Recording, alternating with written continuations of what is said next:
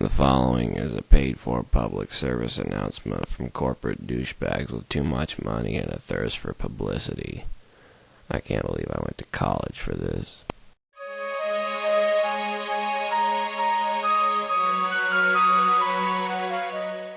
Oh hi, welcome to Sex Talk. I'm Ryan Renfro, your host. With me I have leading famed world sexologist Ben McKinney. Ben, welcome to the show. Ryan, excited to be here. I'm glad to hear it. So today, you're here to talk to us about one thing, STDs. You know, I was about to consummate the other day for the first time when someone warned me about STDs. Now Ben, please explain to me, what are STDs? Ryan, I'm glad you brought that up because STDs are sexually transmitted diseases. Diseases? You mean these diseases are dangerous? Very. Tell me, what are some of these STDs? Well, the three most common would have to be herpes, simplex A or B, gonorrhea, or HIV/AIDS. AIDS I've heard about, but the other two I'm a little naive on. Could you please enlighten me and our viewers at home about these two? Well, Ryan, we'll start with herpes. That's a nasty one. Symptoms show up usually between 1 day to a month after having sex with the herpes virus. Some people have no symptoms at all. These symptoms include flu-like feelings, small painful blisters around the mouth or genitals, itching or burning before the blisters appear. These blisters usually last 1 to 3 weeks, but they will go away. But just because they go away does not mean you don't have herpes. There is no cure. Terrible. Now, what was the other one you mentioned? Gonorrhea, the noisy killer. As it is. Could you please tell us about this gonorrhea? Symptoms of gonorrhea can show up 2 to 21 days after having sex with someone who has the virus.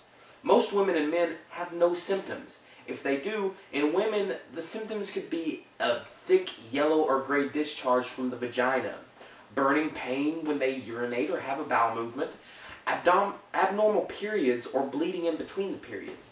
In men, men tend to have a thick yellow or greenish discharge from the tip of the penis, once again a burning when they urinate or have a bowel movement, or a need to urinate more often. That's gross. Now, what are some other STDs we should all be on the wary for? Well, there is chlamydia, genital warts, and syphilis.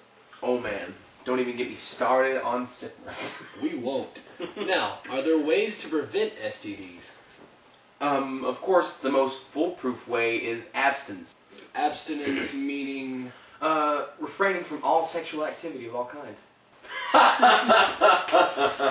No way, man. Right. But, if you must remain sexually active, is there a way to prevent it then? There is a device, also used as a contraceptive as well as a way of preventing STD contractions. This device is known as the latex condom. The condom usually comes in a small plastic packet about yay big and is rolled up and lubricated. How does one go about applying this condom? Well, Ryan, the first step is to make sure you are erect. By erect, I mean the penis has filled with blood. Once you are erect, take the condom and squeezing the tip to make sure there is no air in there. This must be important. If there is air in there, it can cause the condom to break once the male reaches the height of sexual arousal, which you and I know as orgasm. Once you're sure that there is no air in the tip of the condom, then roll the condom down onto the shaft of the penis as far as it will go. There you have an applied condom. And after the engaging of the sexual activity, what would you suggest you do? Ryan, my suggestion would be that once the male has attained an orgasm, that he retrieve his penis from the vagina or the anus of the female. Good advice. If he doesn't retrieve it immediately, he could lose his erection and leave the condom inside her accidentally. Oh, and causing that semen to spill everywhere. And then 9 months later, guess who comes knocking? Mr. Stork, that's who. Well, this time in our show, we'd like to take some callers. Our first caller hails from New Hope, Pennsylvania. Hi, you're on the air with Sex Talk.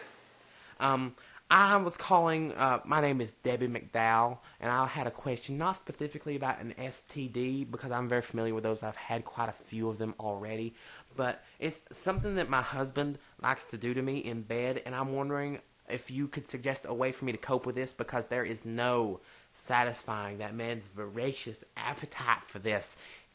He likes to take his entire fist and put it into my rectum. Next caller. Okay.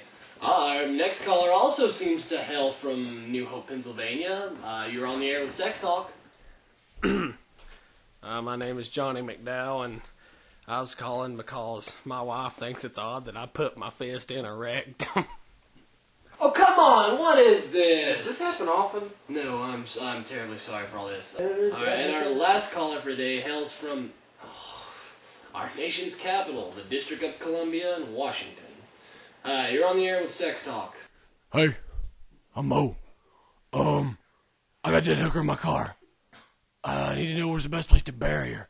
You guys give me any suggestions? Come on, I'm really desperate, because I gotta get rid of her because she's dead. I don't want to go to jail. Help me out here.